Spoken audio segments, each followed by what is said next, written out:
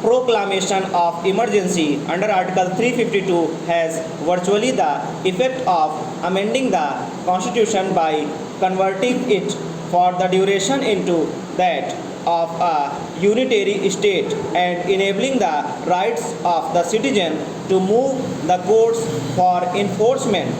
of fundamental rights, including the right to life and liberty, to be suspended. Adequate safeguards are therefore necessary to ensure that this power is properly exercised and is not abused. It is therefore proposed that a proclamation of emergency can be issued only when the security of India or any part of its territory is threatened by war or external aggression or by armed rebellion. Internal disturbance not amounting to armed rebellion would not be a ground for the issue of a proclamation. Further, in order to ensure that a proclamation is issued only after due consideration, it is sought to be provided that an emergency can be proclaimed only on the basis of written advice tendered to the President by the Cabinet. In addition, as a proclamation of emergency virtually has the effect of amending the Constitution, it is being provided that the proclamation would have to be approved by the two houses of Parliament by the same majority which is necessary to amend the Constitution, and such approval would have to be given within a period of 1 month. Any such proclamation would be in force only for a period of 6 months and can be continued only by further resolutions passed by the same majority.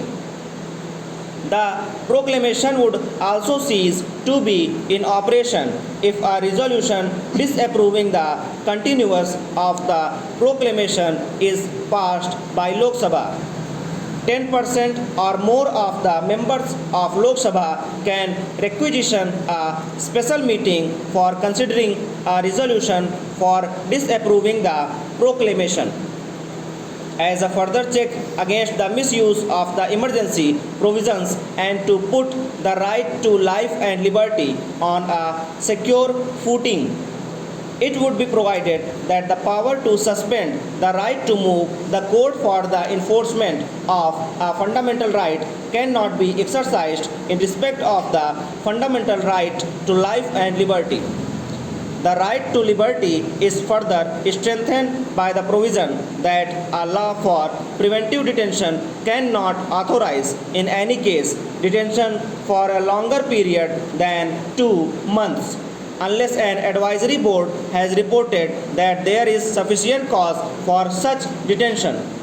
An additional safeguard would be provided by the requirement that the chairman of an advisory board shall be serving judge of the appropriate high court and that the board shall be constituted in accordance with the recommendations of the Chief Justice of that high court. A special provision is being made guaranteeing the right of the media to report freely and without censorship the proceedings in Parliament and the state legislatures.